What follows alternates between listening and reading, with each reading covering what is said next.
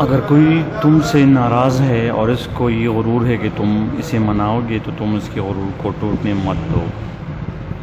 تمہاری خاموشی سے تمہاری تکلیف کا اندازہ نہ کر سکے اس کے سامنے زبان سے اظہار کرنا صرف لفظوں کو ضائع کرنا ہے۔ حاجت کا اظہار نہ کرنا زیادہ بہتر ہے بنسبت اس کی کہ اپنی حاجت کسی ایسے شخص کے سامنے کی جائے جس کو وہ پورا نہ کر سکتا ہو۔ انسان کی بزرگی توڑا بولنے اور اس کی فضیلت کثرت تحمل سے ظاہر ہوتی ہے۔ کارخانہ قدرت میں فکر کرنا بھی عبادت ہے۔ 3 چیزیں حافظی کو زیادہ کرتی ہیں اور بلغم کو ختم کرتی ہیں: مسواک کرنا، روزہ رکھنا، قرآن پاک کی تلاوت کرنا۔ زبان کا وزن بہت ہی ہلکا ہوتا ہے مگر بہت کم لوگ ہی سنبھال پاتے ہیں۔ جو اپنی ضرورت ہی بڑھا لیتا ہے اسے اکثر محرومی کا غم رہتا ہے۔ مولا علی رضی اللہ تعالیٰ عنہ نے فرمایا، معافی جس قدر شریف کی اصلاح کرتی ہے اتنی ہی کمینی کو بگاڑ دیتی ہے۔ زندگی جینے کی 2 ہی راستے ہیں: بھول جاؤ انہیں جن کو معاف نہیں کر سکتے اور معاف کر دو انہیں جن کو بھول نہیں سکتے۔ جس شخص کی بینائی ضعیف ہو گئی ہو اس سے لازم ہے کہ سوتے وقت 4 صلاح بائیں آنکھ میں سرما لگایا کرے۔ اپنے وہ نہیں ہوتے جو رونے پر آتے ہیں بلکہ اپنے وہ ہوتے ہیں جو رونے ہی نہیں دیتے۔ جس نے کسی کو اکیلے میں نصیحت کی اس نے اسے سنوار دیا اور جس نے کسی کو سب کے سامنے نصیحت کی اس نے اسے مزید بگاڑ دیا۔ علم وہ شجر ہے جو دل میں اگتا ہے اور زبان پر پل دیتا ہے۔ ایسے شخص کو کبھی مت گنوانا جس کے دل میں تمہارے لیے محبت، فکر، عزت اور چاہت ہو۔ جاہل کے سامنے عقل کی بات مت کرو کیونکہ پہلے وہ بحث کرے گا اور پھر اپنی ہار دے کر دشمن بن جائے گا۔ غلط بات پر غصہ آ جانا شرافت کی نشانی ہے لیکن اسی غصے کو پی جانا مومن کی نشانی ہے۔ دوستوں کے غم میں شامل ہوا کرو ہر حال میں، لیکن خوشیوں میں تب تک نہ جانا جب تک وہ خود نہ بلائے۔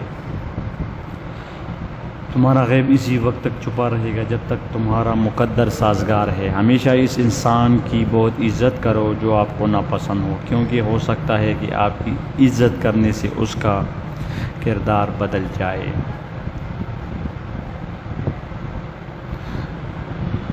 علی رضی اللہ تعالیٰ عنہ کا قول ہے، دنیا سانپ جیسی ہے کہ اس کا چھونا تو نرم و ملائم ہے مگر اس کے اندر زہر ہے۔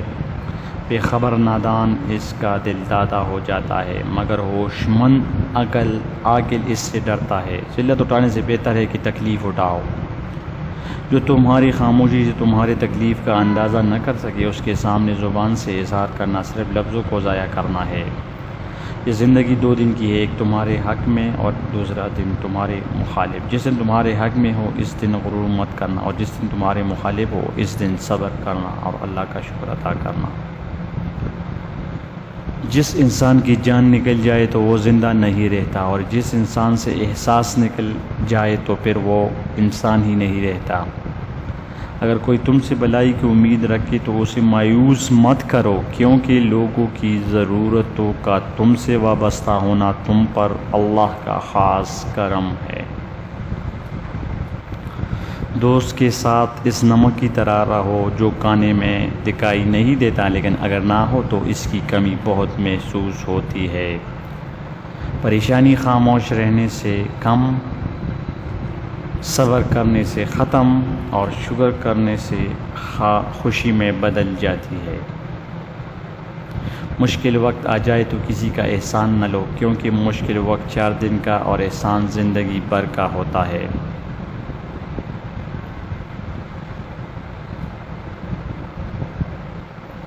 اگر انسان کو تکبر کے بارے میں اللہ کی ناراضگی اور سزا کا علم ہو جائے تو بندہ صرف فقیروں اور غریبوں سے ملے اور مٹی پر بیٹھا کرے۔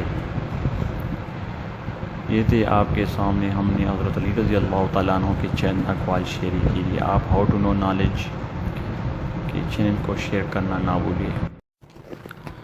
آپ رضی اللہ تعالیٰ عنہ کی ہجرت یعنی حضرت علی رضی اللہ تعالیٰ عنہ کی ہجرت سرکار اقدس صلی اللہ علیہ وآلہ وسلم نے جب خدا تعالیٰ کے حکم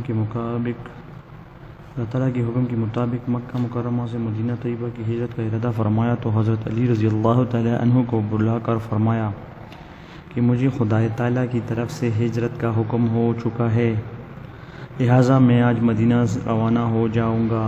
تم میرے بستر پر میری سبز رنگ کی چادر اوڑھ کر سوئے رہو، تمہیں کوئی تکلیف نہ ہوگی۔ قریش کی سارے امانتیں جو میرے پاس رکھی ہوئی ہیں ان کے مالکوں کو دے کر تم بھی مدینہ چلے آنا۔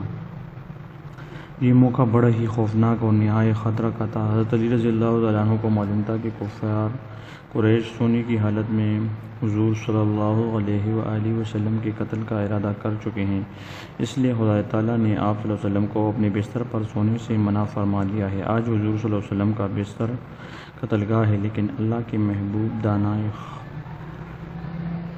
خفایا و غیوب جناب احمد مصطفیٰ محمد صلی اللہ علیہ وسلم کے اس فرمان سے کہ تمہیں کوئی تکلیف نہ ہوگی، قریش کی امانتیں دے کر تم بھی مدینہ چلے آنا۔